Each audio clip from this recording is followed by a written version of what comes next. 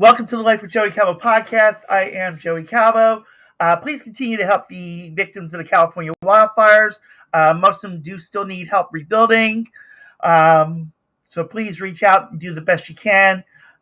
Today we have the very beautiful Monica Tanner. And Monica is a relationship coach. Bear with me one moment because I got a little cheat sheet I got to go by. Here we go. And host of the Secrets of Happily Ever After podcast, transforms marriages with simple communication, connection, conflict resolution, and commitment strategies. Her mission is to lower the divorce rate and improve marital satisfaction.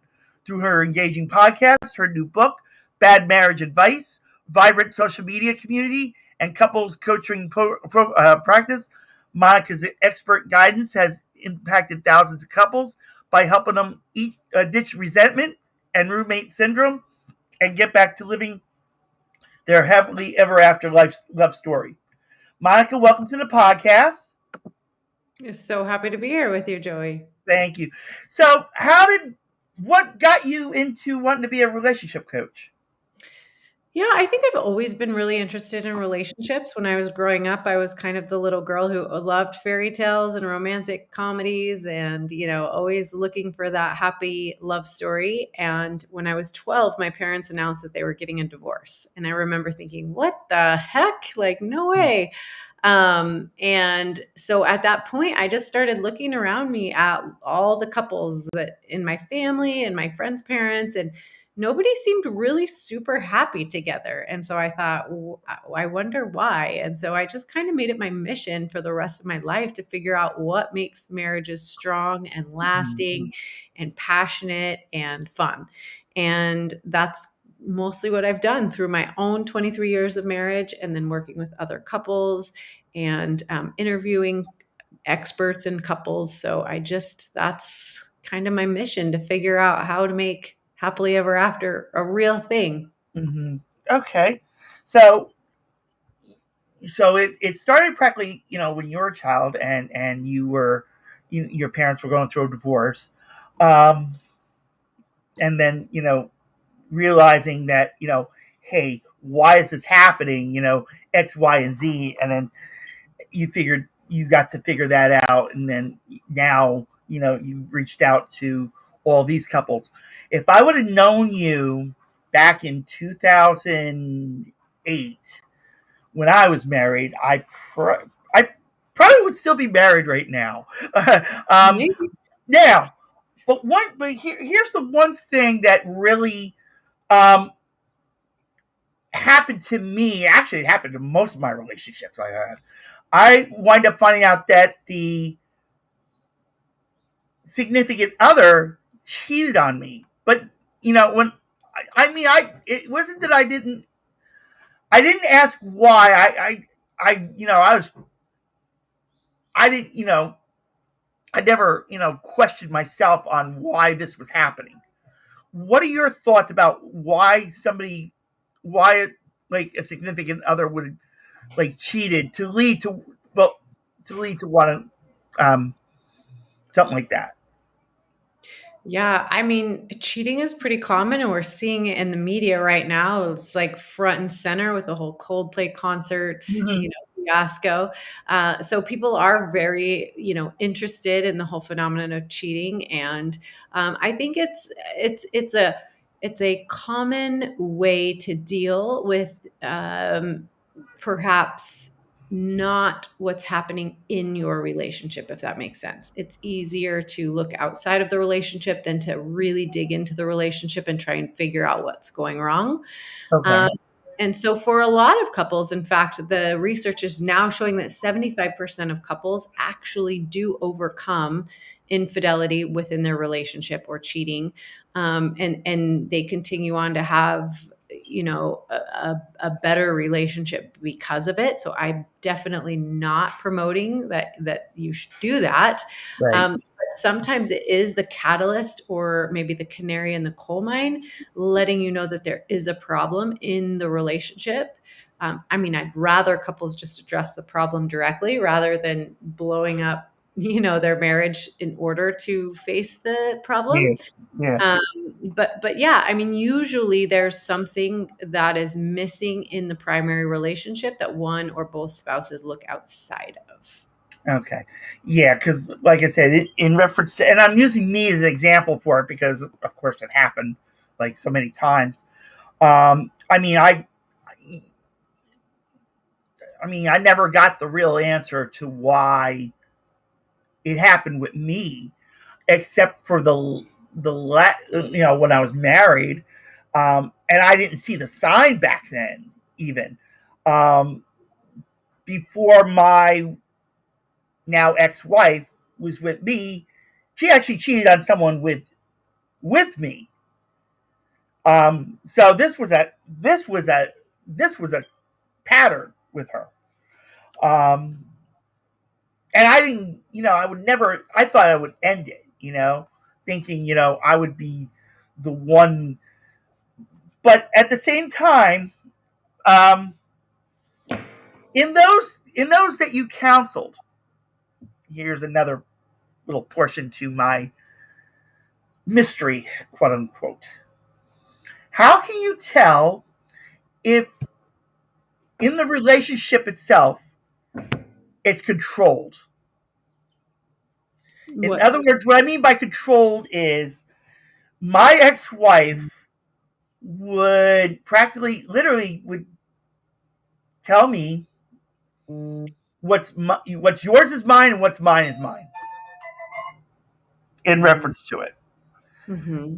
Now, in those couples that you had counseled, did any of them bring something or something close to what I just said? Ever mention What's like yours is mine, what's mine is mine. yeah, well, in kind of that form where where one person literally just says you can't do this, you can't do that, you can't do that, like you're on a leash, quote unquote. Right. So what's yours is mine, and what's mine is a little different than, being on a leash. But yeah, I mean, yeah, those types of dynamics happen in relationships all the time. I mean, when I work with couples, I teach them, well, we kind of dissect their dynamic and talk about their losing strategy, and control is a huge one. But Mm-hmm. most of us as humans are looking for control. So we either are controlling overtly or covertly. So, um, uh, overt control is a little bit more masculine, like, is a little more masculine trait. Like, men often control because they have more power, either financially or physically or emotionally. And women use a lot of covert control, like manipulation, emotions, those types of things. So control is a big dynamic in a relationship, and it's important to be aware of it and learn how to use other kind of coping strategies, because a marriage based around control and obligation usually isn't going to work for the long term. Okay, so it would be the same with in reference to commitment as well. Yeah, you want both partners to be equally committed. Okay, which leads to this question: what is your definition? Now, this is your definition of what a true relationship should be. Well, I describe like a good, healthy relationship as an intimate friendship and a passionate partnership. So that's always my goal, to create something like that with my couples. I mean, if that's what they're looking for. Mm-hmm. So what I mean by an intimate friendship is, a relationship where the two have a lot of mutual respect and admiration for each other, but they're also sexual. Like, marriage is a sexual contract, right? So they're intimate in that they share vulnerably their emotions, their physicality, their bodies. So an intimate friendship. And passionate, meaning you have two people who care about each other, who care about themselves, their interests, they're passionate. but they do so choosing to be together in a partnership. So you don't have to be passionate about the same things, but you do have to be passionate about each other. So my husband and I are very different in a lot of ways. We Yeah. like very different things, but we're very passionate about each other. So Yeah. it works. Okay. So in reference to what you're saying is, and I'm. Did you ever see the movie Friends with Benefits? I'm sure I have, but it's been a long That's with time. Justin Timberlake and Mila Kunis. It's a funny movie, but that's where I kind of like what you just said about the intimate friendship and the passionate. That's what my focus is now. Ever since I've been quote unquote single, um, you know, is I want an intimate friendship with someone, and as well as the passion, and everything. I mean, it's like I just want someone to, enjoy the time with, literally, and give them, being able to let them do, have their lives without that, um, like I mentioned about the controlling, like the only type of control I would probably be okay with is in the bedroom, uh, in reference to that. Um, Another thing that I kind of question in reference to relationships is, and I don't know if this would be considered controlling.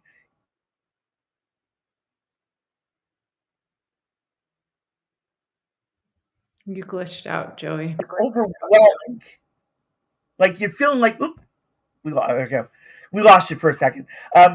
Sometimes I have a feeling like in the relationship, I may wind up overwhelming them. Like I'm like hovering over them instead of, giving them the space to do what they want and without saying, you need to do this.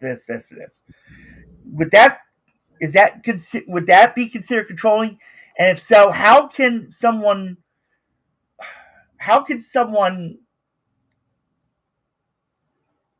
back off like that? How can someone really? I mean, if you trust the person, okay, if you trust the person in a relationship and you enjoy being with them, but you like kind of peek over to see what they're doing to make sure that you don't get hurt or anything, like I said, the hovering type thing. How I know it would sound like I'm questioning the trust, but I don't want to. Is there a way, in your opinion, that someone can learn to restrict themselves from wanting to do that? Like, like in reference to counseling, like how can someone, who, like I said, loves this person to death, enjoys being with them. I mean, everything goes good, but at this, like I said, at the same time, you're like looking over and making sure, are they really, how can someone like me, and I admit, because when I worked with it, and I'm saying this because when I worked with a mentally disabled person, I was told I was literally over, hovering over them because of, the activity they do. So how can someone kind of not feel like they're doing that? Yeah. Yeah. I mean, there's lots of things we can do to like work with you to be able to dial that back. But a lot of it is just questioning, your own story that you're telling yourself. I mean, you kind of mentioned that you're trying to protect yourself from getting hurt. Mm-hmm. And that's a lot of basically what is happening is that's your inner child. That's little Joey. Yeah. At some point little Joey was hurt, and so now little Joey wants to do everything that they possibly can to protect you from that pain again. And Right. so it was very adaptive when you were younger, but Mm-hmm. now it's kind of causing problems in your relationship. So the most important thing is to deal with that trauma, is to reparent that little Joey. And so sometimes when you feel the urge to check on your partner or look over their shoulder or, spy on them in some way, it's important that you go inward and talk to that little part of you, right? That little Joey inside of you, and just say, hey, Joey, I know this is scary for you. I know you have, some pretty serious feelings for this person. You really enjoy them.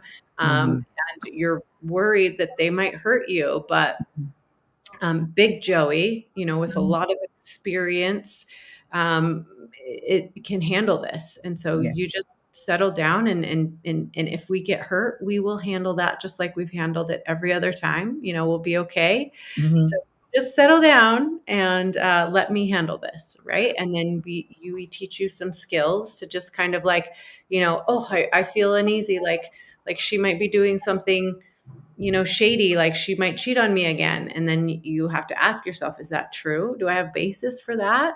And then maybe you confront her like, hey, I want to love you, and I want to just, give you your space and let you do your thing. But sometimes I just get so nervous because of my history and things that happened to me in the past. I just get nervous. Is there, any way that we can come up with a way for you to reassure me? I mean, my husband and I do this, right? So when we go to a party and I start to get a little bit uneasy, he'll look at me across the room and go like this, like, I choose you, or I'm going home at the end of the night. I'm going home with you. Like, I love you, right?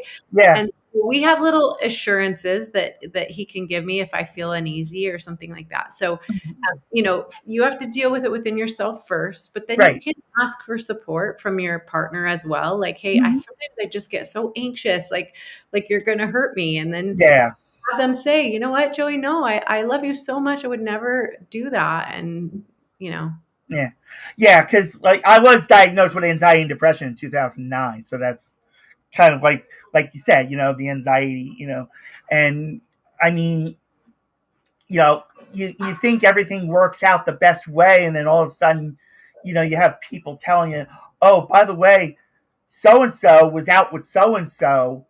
Why are they out with so-and-so and not with you? Right. And I'm like, absolutely happens. No, like I've been, I give them the space to do what they want. And like I said, in reference to the control that I had with that marriage, and plus, like I said, that pattern I mentioned earlier in reference to the cheating,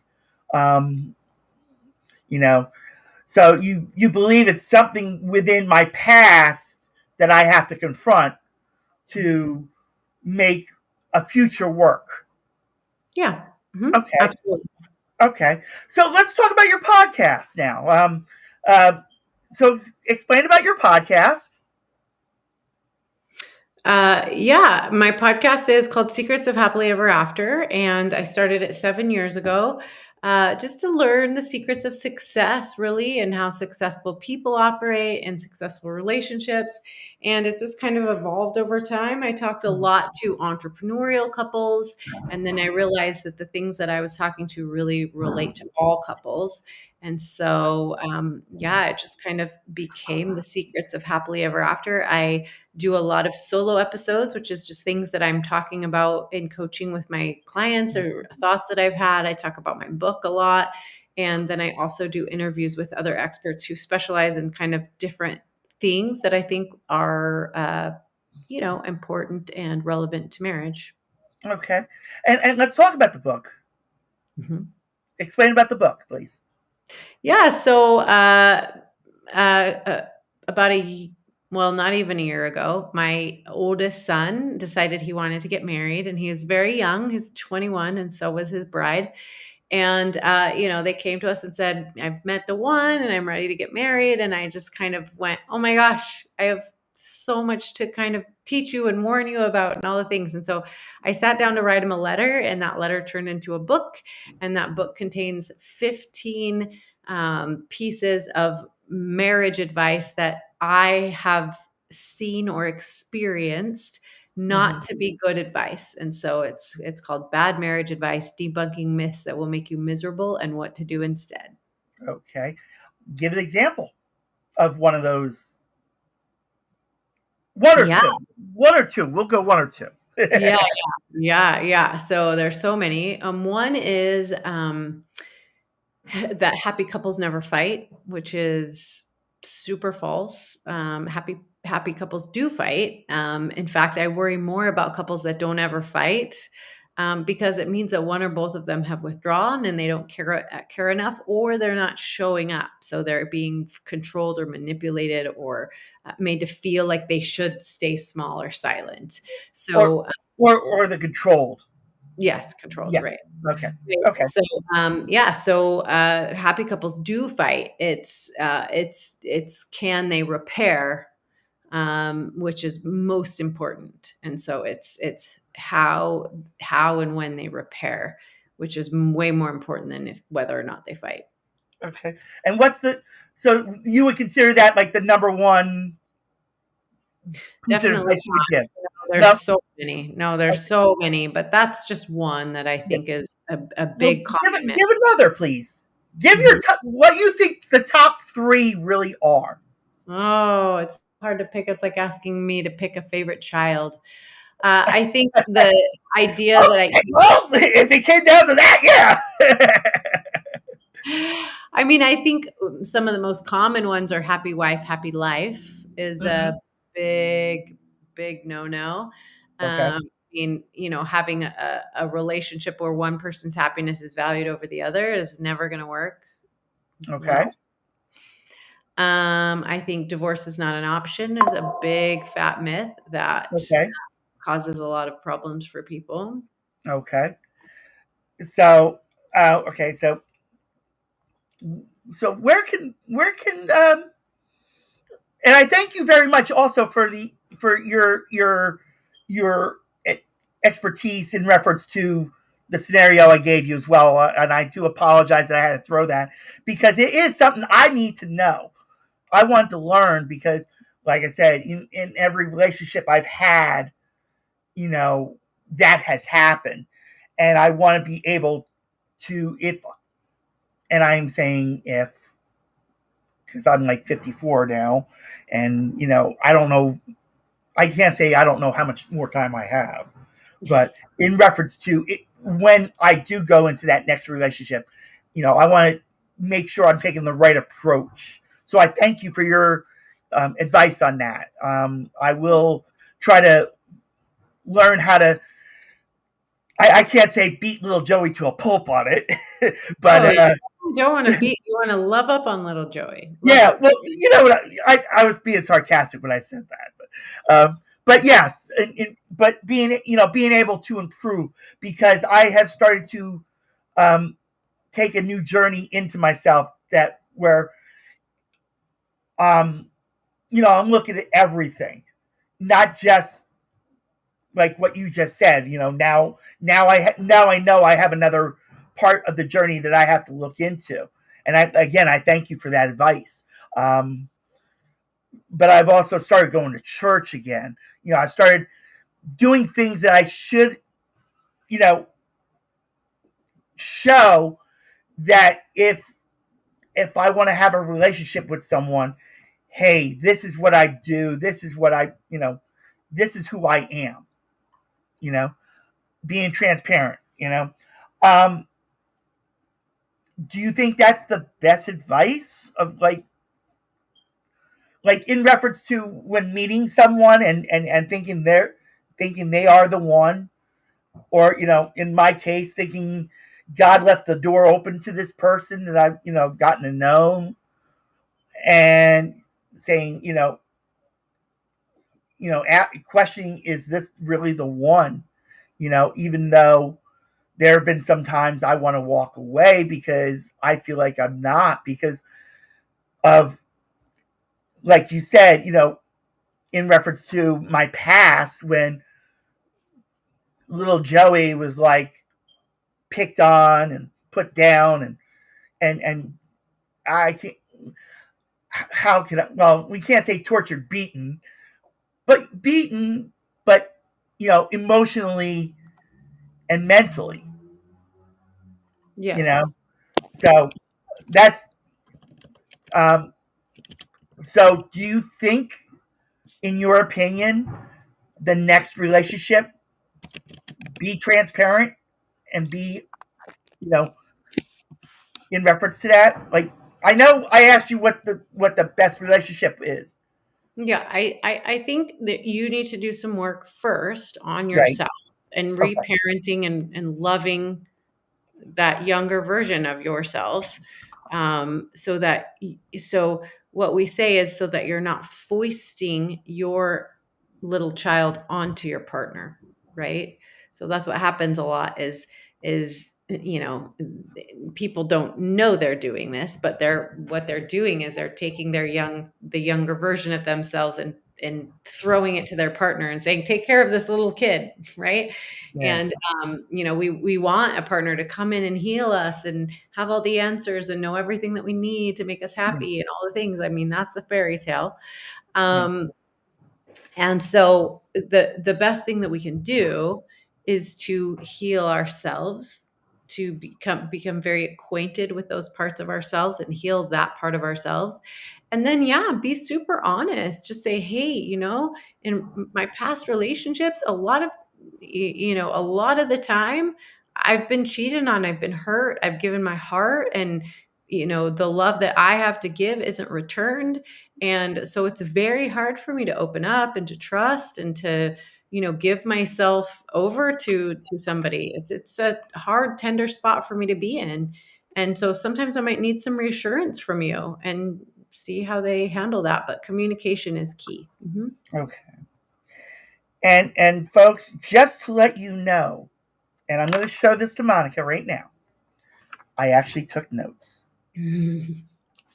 because and again, Monica, I truly thank you for this advice because, like I said, the next relationship I have, I mean, I really wanted to make it last. Because I always thought the others would last. I mean, my marriage lasted 7 years. Yeah. But during that 7 years, the cheating was going on slowly behind my back until, it was actually her family and her friend that said, hey, she's cheating on you, and I'm like, okay. And then I was like, saying to myself, no, because I was like, I was like, no, she couldn't be cheating on me, because, but then, realizing, then she, the one day she turned around and she's like, we need to separate. And I'm like, why? And then that's when you found out. Yeah, I kind of really found out. And I'm like, I mean, and what wound up happening after that is, I made a mistake that cost me 10 years of my life. So, like I said, going back to church and all that is because of what happened not 10 years ago. It's going to be 17 next month. But it's taken me 16 years to really start to rebuild, and 15 to finally got myself to file the divorce. Mm-hmm. So, so now it's definitely something that I really want to work on. And, there is someone that is being there, and I would like to make it work, in reference to it. So that's why I, had to pick your brain, quote unquote, because, I'm like at the point where this is supposed to be about you, Monica, just to give you an idea. And I apologize that I step in and I take part of it away. But if you really you gave me the opportunity to do what I love most, which is to help support healthy relationships. So yeah. And using myself as an example, maybe might help someone else, like I said, in reference to it. So now that we have the idea of what a true relationship is, we said, was it intimate friendship with passion? Passionate partnership. That did. Wait a minute. I gotta write this down. Intimate friendship Passionate with passionate partnership. Okay. Thank you.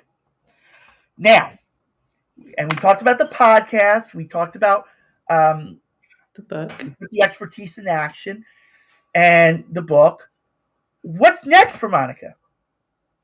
I still have 2 kids at home, so I love being a mom, and I'm hoping that my daughter gets recruited to play volleyball. She's really loving that right now, and I'm going to keep working with couples. It's my favorite thing. So no thoughts of a future book or anything. Oh, I've got a few more in the works. Okay. And how can people reach out to you, Monica? And saying, hey, you gave Joey some advice. How can you help me?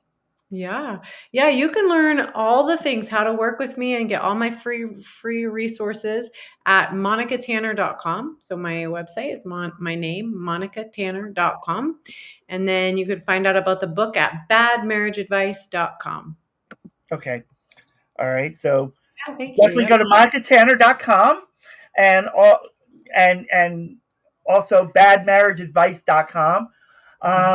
Monica, you're welcome to come back on this podcast anytime if anything new comes up you want to promote. I thank you again for the advice. I do apologize if it overstepped any type boundary in reference to it, but I do thank you. And like I said, I did take notes, so this is something I want to work on because, like I said, I'm at 54 years old. I need to be better than I should have been when I was 18. And all these relationships and all these relationships I had, I thought I could make them good, not realizing that I could have been the reason why they didn't work out.